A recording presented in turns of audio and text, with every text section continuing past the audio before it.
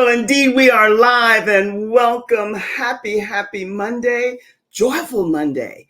You are always welcome here. This is Joyful Monday, and I am Joy Ruffin, your leadership and style consultant, signature style specialist, speaker, executive producer, TV host, and podcaster.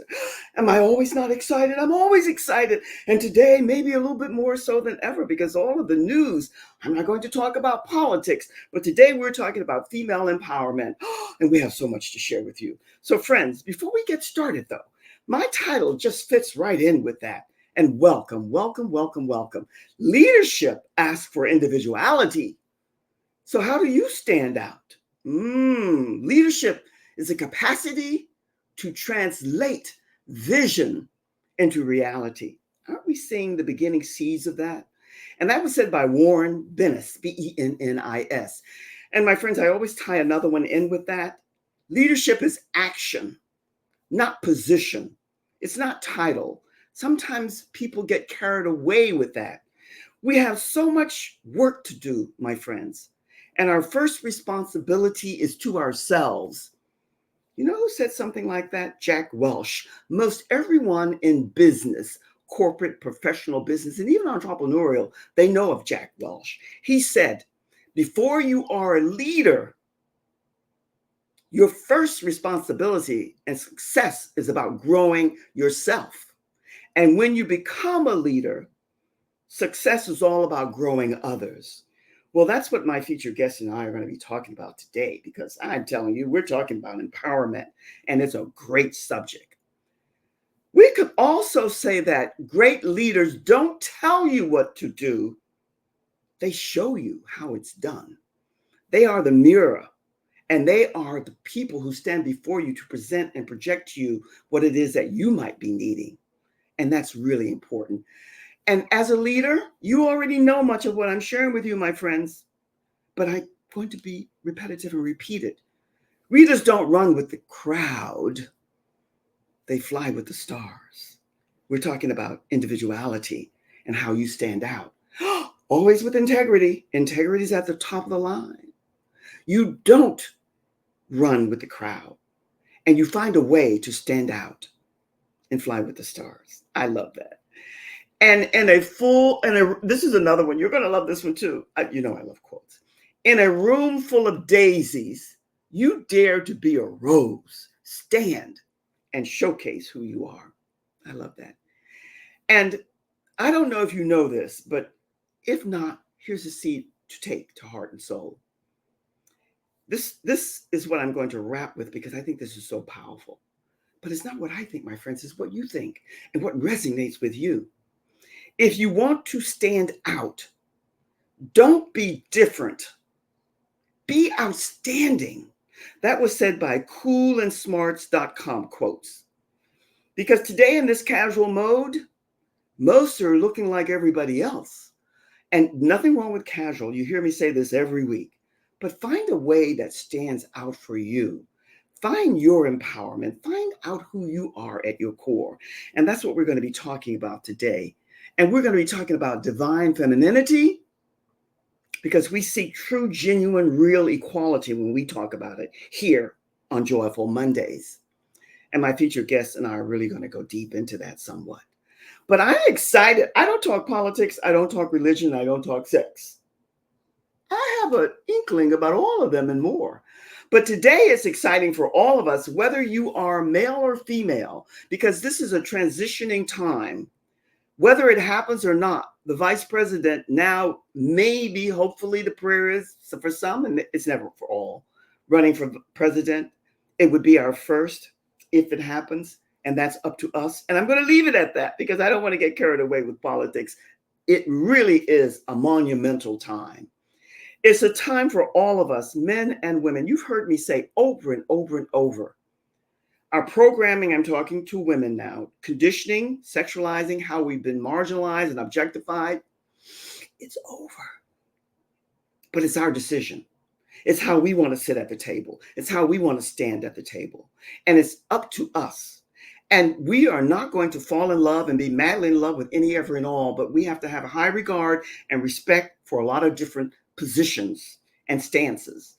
And when we do that, we're on our way to standing out and finding our individuality and standing out for ourselves, for who we are.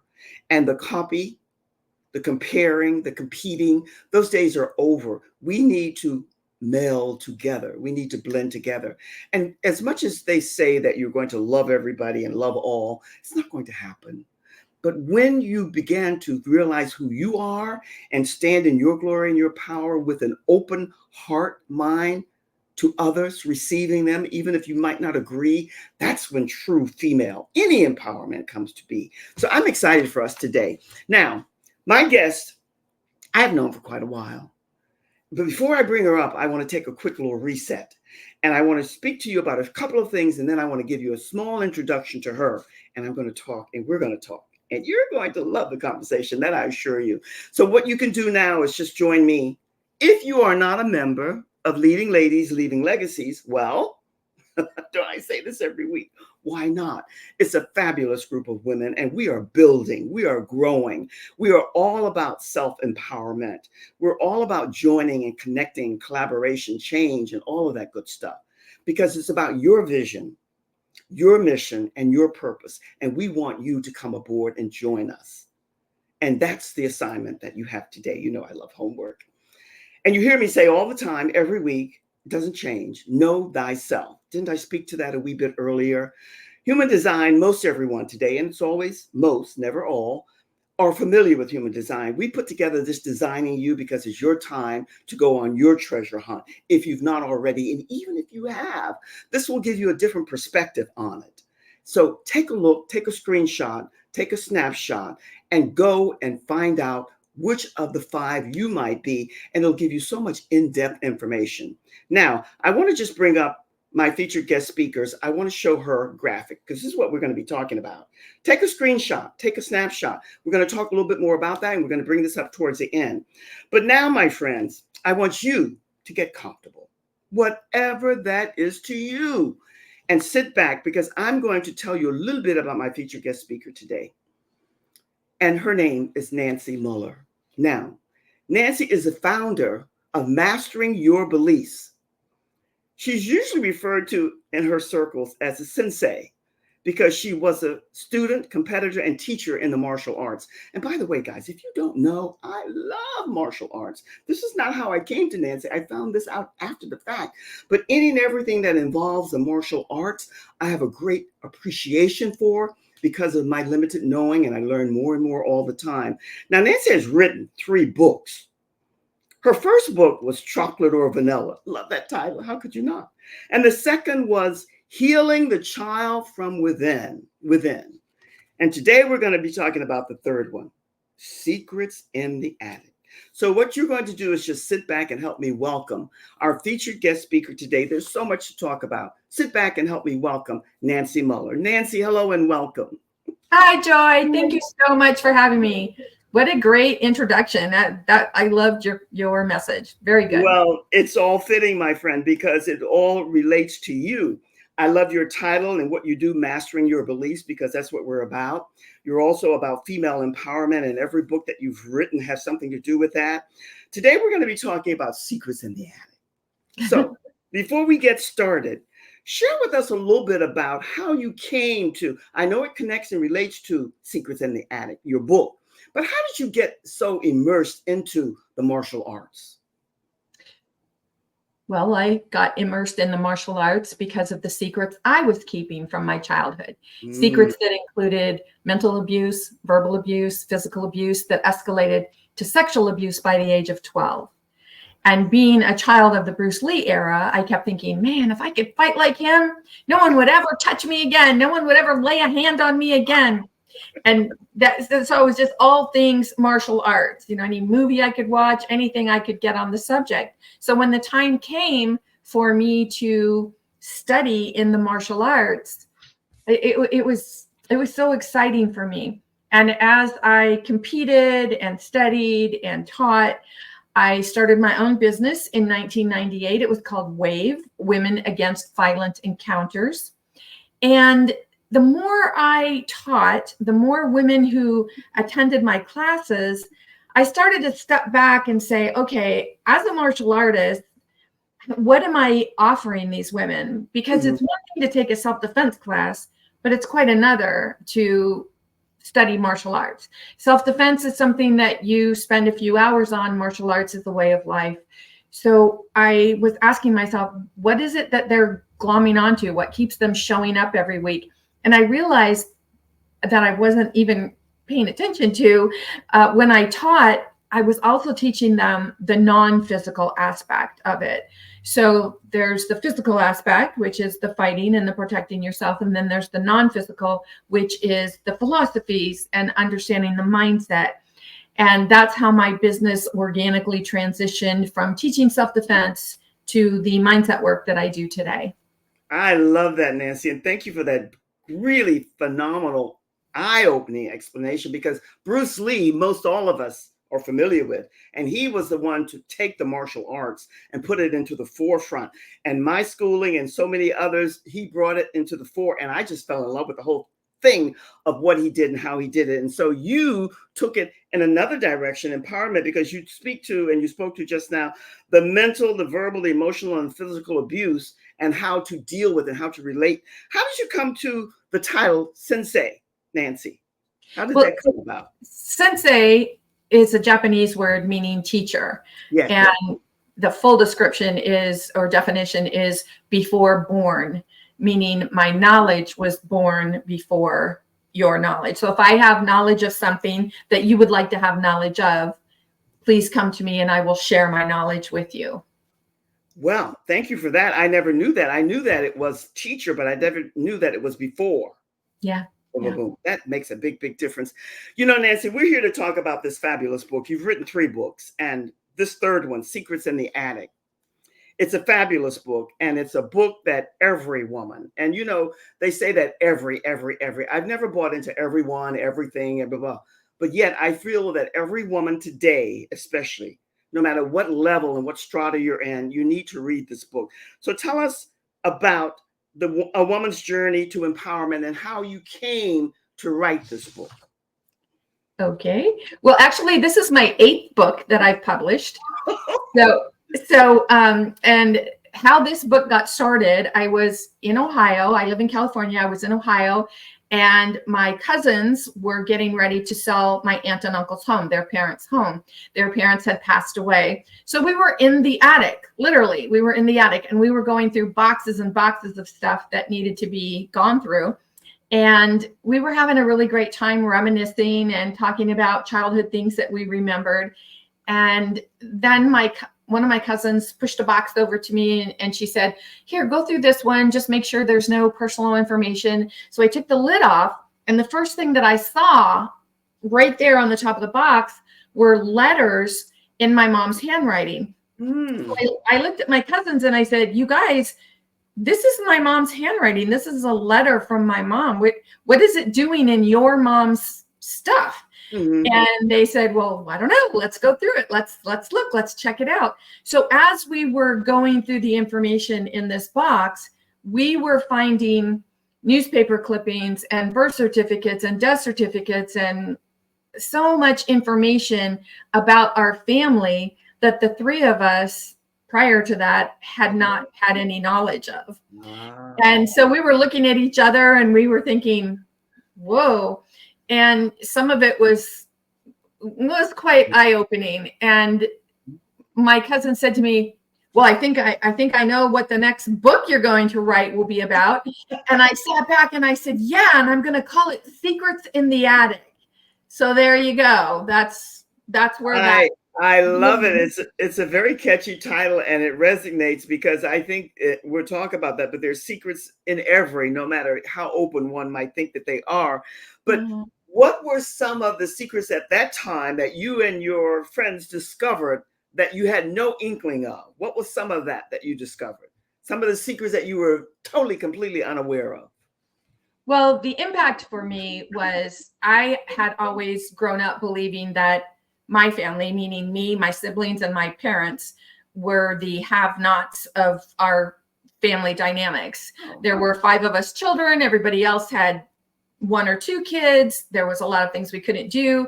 And because of the secrets that were happening in our home. There was a lot of things we couldn't talk about. People didn't want to be around us. I think people kind of generally knew something was off in our house, and so people didn't come around. So, I always felt like the not wanted part of the family. And as I was going through this box, I looked at my cousins and I said, well, looks like I'm not so much the crap of the family after all, am I? And they started laughing along with me. And the big, huge aha in this is about thinking that everything there is to know about your family dynamics, what you've been told, and how you have identified yourself for all these years, only to find out that that's not true. And then the most important thing is to remember it's not what happens, it's what you do with what happens. And that is where this book came into fruition, because this book was quite different for me in the sense that the previous books I had written were all autobiographical in nature, where I had shared, this is something that I experienced, have gone through, this is how I healed it and moved on, this is how you can do it. But this book is fiction. And this book, being written in a fiction genre, gave me liberty to bring more information into the storyline. Yes, I think that's one of the things that people are going to find fascinating when they start and they read the book, and based on after all of the interviews that you're doing speaking about the book. But Nancy, let's get to the nuts and bolts here. Why? The big question is why? Why did you have that feeling that you were among the have-nots? What gave you that feeling from within your soul, the essence of who you were at that time, that you felt you were part of the have-nots? What was that? Well, when you learn to keep secrets in your house, and I'm talking about things that, like there was never enough food in our house. We never had enough to eat. So obviously, if people came to our house, we tried to keep that from them. So you don't invite people over. You don't have them over. You don't have sleepovers. You don't get together. Then there was my father, who, there was no term for this at the time when I was little, but he was a sex addict. And so, of course, you don't bring people into that environment because, number one, you don't want them to know what's going on. Number two, you feel ashamed. Number three, it's just like keep the secret at all costs. And then it's everything that was going on because of those secrets and our family dynamics and how we were kind of, I won't say working together, because I think sometimes there can be trauma in a family that brings the siblings closer together. But in my case, the trauma in the family pushed the five of us in 5 different directions. Wow. That's fascinating. But when we talk about the have-nots, that's a terminology that comes to us, most of us, later in life. As a youngster going through this with your siblings, the 5 of you, when did you really, what age were you when you realized that a lot was lacking, that a lot was missing in your household? Were you 3, 4, 5, 6? When did it dawn on you that something was really amiss here in your household? Well, I can't pinpoint a certain age, but once you start going to school, then you have things like birthdays and holidays, and everyone leaves for the Christmas holiday, and they come back and everyone's saying, oh, I got this and I got that and I got that. And of course we got nothing. So you just learn to lie, basically. And, because you don't want people to know. Yes. But the big reason is you don't want them to know because you don't want to have to answer any questions. So you just learn to lie. And it doesn't seem like a harmful lie because, who cares if I said, oh yeah, I got new clothes. I mean, how does that even bother anyone? But what we really don't know at a very young age is the emotional impact that those lies have on us. Absolutely. So I might say, oh, well, I got new clothes and blah, blah, blah. But, inside I knew I was lying. And so then there's an emotional impact like shame or guilt or remorse. And it's that emotional baggage that we bring with us from childhood into adulthood. And then, of course, if we're carrying that emotional baggage, we will attract experiences and people into our life to fulfill those emotional feelings.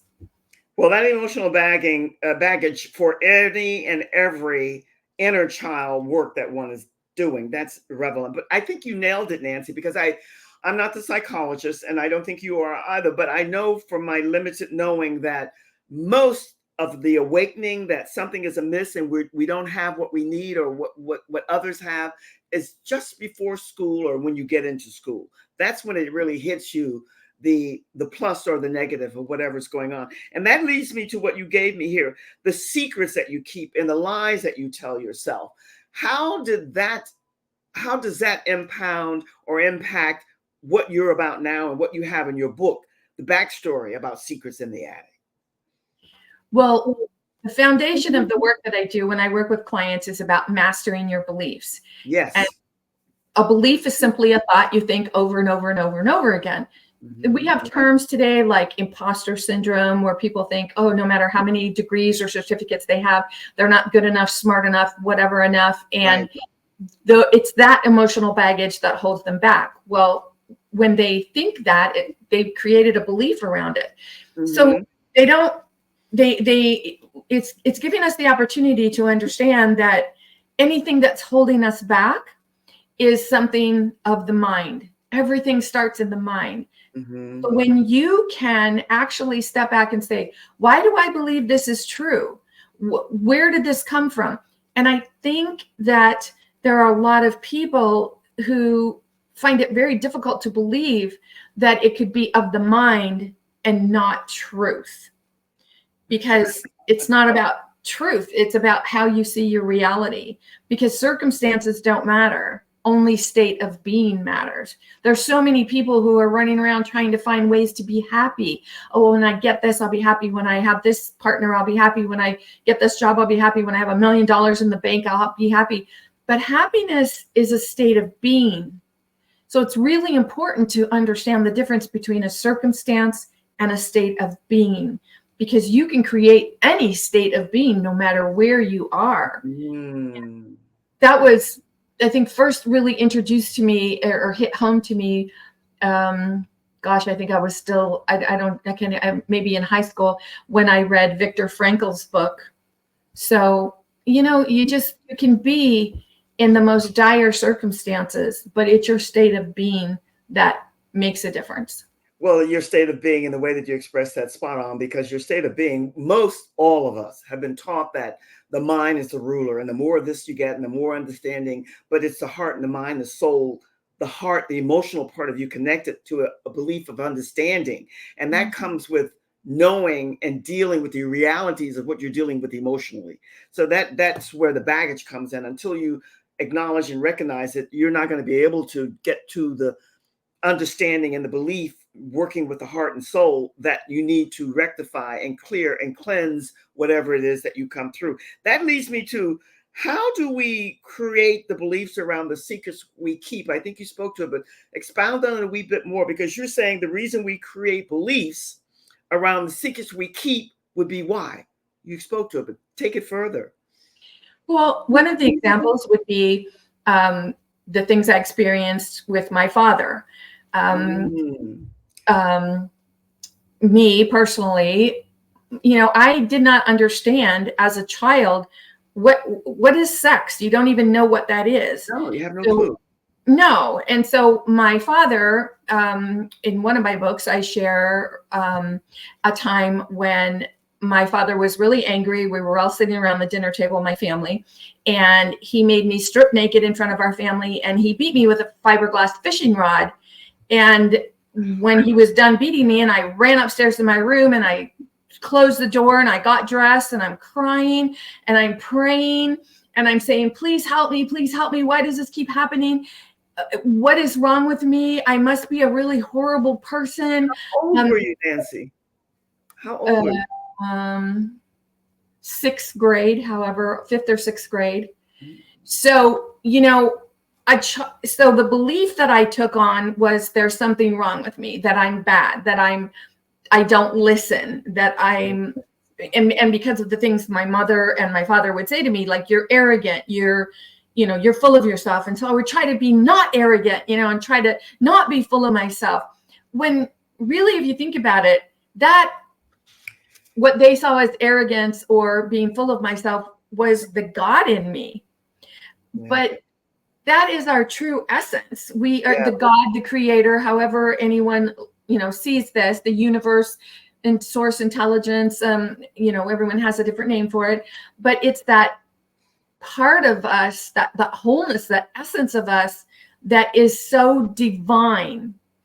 And when we have someone who is going through their own challenges and they're using their children to fight their own demons, now they put these thoughts in their children about why they're bad or why they're not good enough. And then of course you add religious dogma on top of that. So there are many people who are only told certain things in their religious upbringing. And one of mine that I had a really difficult time with was obey thy mother and thy father. And I thought, how am I supposed to keep obeying them when they're the people that are giving me the most grief? But yet on the other hand, because it was indoctrinated into me, if you can't obey your mother and your father, that you're a really bad person. So there's always that feeling of punishment and condemnation. But Nancy, we go back to where you started, the belief of what, and the responsibility of parents. And you also speak to every woman. We all have that inner strength to be the person you want to be. But we have to get away from the dogma that's attached to maybe that upbringing that we had, of all the variables and demons that they were dealing with, meaning the parents. But the mental, the verbal, the emotional, and the physical, which leads to sometimes violence, is what I think impacts most children the most. And that's what you're dealing with. Now, you've taken this book, which is a fictional book, and you've written all these. I didn't know it was 8. I thought it was just 3 of the titles. They are great. But what do you want people to take away from this book? Because the timing for female empowerment or empowerment period for men and women is so prevalent. What is it that you want? And I want my engineer to put up your poster, and I want you to tell us a little bit more about a woman's journey to empowerment, and what is the key seed that you want people to take away from reading this book, which is packed full of, it is fiction, but it's packed full of a lot of your own experiences. Am I not true on that? Yes. I do pull from a lot. Yeah. Yes. What I would really love for women to take away from this is, no matter what your situation in the present moment, if it's not serving you, meaning if you are anything less than happy about the relationship you're in, where you work, your body image, whatever you're feeling that you don't want to feel, whatever you're experiencing that you don't want to experience, you have the ability to change it. You have this innate power within you. And this is one of the things that I learned studying the martial arts and through all the teachers, the metaphysical teachers that I've worked with. We have this inner power. We all have it. And Jesus was teaching this. Jesus was teaching us that we all have this power within us. And so many of us think that we have to rely on someone else to take care of us. Nancy, this is the new dawn. This is a new dawning and the new beginning. I'm just honored that you're here to share this fabulous book, which I'm hoping that everybody will get to Amazon and every place else to purchase, because this book and what's happening, no matter what your political beliefs might be and your persuasion might be, this is a time for us to stand and look in the mirror and truly see who we are, because all that you're talking about, that power, it's there. Own it, and don't be harmful or hurtful towards someone else on all that other negative stuff. And that's what your book is projecting, and you share, and you've written it in such a way, fiction. A lot of people are going to think that this is a true kind of autobi, but you've made it where it's an enjoyable light read, but it also gives you a lot of fuel and ammunition. So thank you. It's over. What parting words quickly do you have for us? And we're going to say so long for now. Love who you are, no matter what. Love who you are. And if anyone tells you you're less than you want to be, love who you are. Nancy. This woman is powerful beyond, because she teaches what's in her heart and in her soul. So what you're assigned to do, you know, I love homework again, is to go out and purchase her book. It is a great read. And friends, wherever you are, whatever you're doing, be well, take care, look after yourself first so you can look after others, and make sure that you make this one of the best weeks ever. Enjoy every single moment. That's what Nancy's sharing with us. Your power is within and is full of love and light. So use it. Be well and take care. Much love, my friends. From my heart to yours. Cheers.